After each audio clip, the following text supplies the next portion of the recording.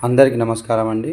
ఈ వీడియోలో చూపిన విధంగా పేషెంట్‌కి కుడి చేతికి మరియు కుడి కాలుకి పక్షవాతం వచ్చింది. వచ్చిన తర్వాత పేషెంట్ ఒక 15 రోజులు హాస్పిటల్‌లో అడ్మిట్ అయ్యాడు. దాని తర్వాత ఫిజియోథెరపీ కొరకు మన క్లినిక్ వచ్చారు.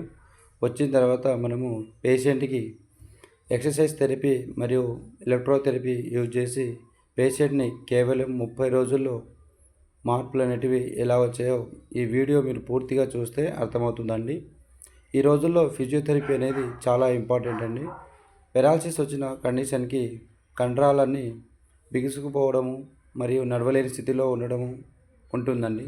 కాబట్టి ఫిజియోథెరపీ అంటే కదలికలు లేని అవయవాలను కదలికలు వచ్చే విధంగా థెరపిస్టు చేయించడమే ఫిజియోథెరపీ.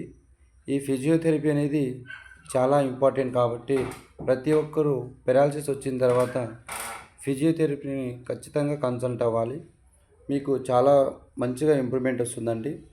ఈ వీడియోలో చూపిన విధంగా పేషెంట్ క్లినిక్ దగ్గర రాలేని పరిస్థితిలో ఇంటికి వెళ్ళి కూడా ఫిజియోథెరపీ చేస్తాము.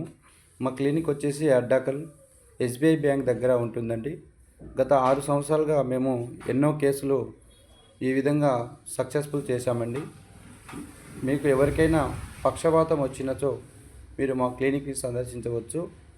పేషెంట్కి ఆల్రెడీ హ్యాండిక్యాప్డ్, ఒక కాలు సరిగా లేకపోవడం మరియు ఉన్న ఒక కాలికే పక్షవాతం రావడం పేషెంట్ చాలా ఇబ్బందికరంగా ఉండే 30 రోజుల్లో తన పని తాను చేసుకుంటూ మరియు తన యొక్క ఇస్త్రీ పెట్టే షాపుకి తను వెళ్ళి. నా పేరు బాలాజు. నాకు పక్షవాతం వచ్చిండే, లేవని పరిస్థితి ఉండిండే.